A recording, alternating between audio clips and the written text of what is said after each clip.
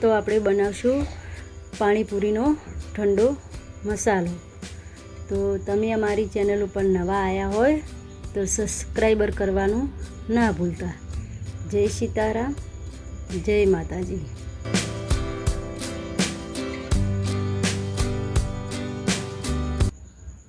તો એ માટે આપણે હે ને 100 હાથ જેવા બટાકા બાફેલા સોલીને તૈયાર કરીને લઈ લીધા છે।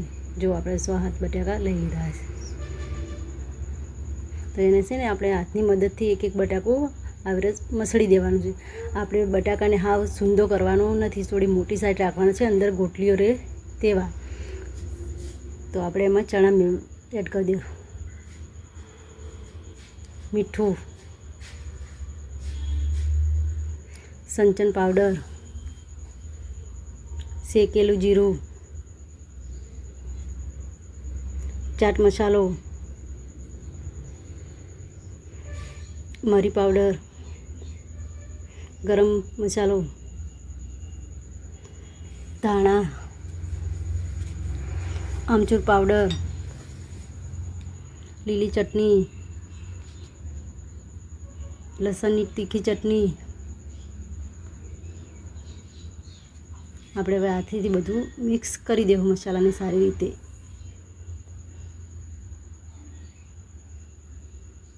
આપણે એમાં ડુંગળી એડ કરી દઈશું, ડુંગળીને પણ આપણે સારી રીતે મિક્સ કરી દઈશું મસાલાની અંદર।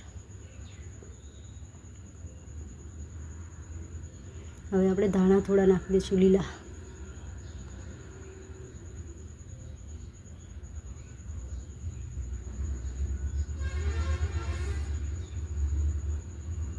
તો જો આપણો મસાલો સરસ ટેસ્ટી એકદમ બનીને તૈયાર થઈ ગયો છે। તમે આ મસાલો ઘરે બનાવશો તો આવી રીતે બનાવશો તો ટેસ્ટી એકદમ બનશે। તો જો આપણો મસાલો સરસ ટેસ્ટી બની જશે।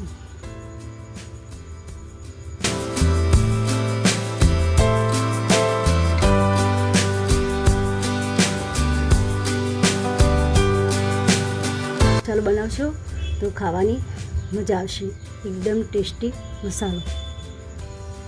તો તમે અમારી ચેનલ પર નવા આવ્યા હોય તો સબસ્ક્રાઈબર કરવાનું ભૂલતા નહીં। જય સીતારામ, જય માતાજી।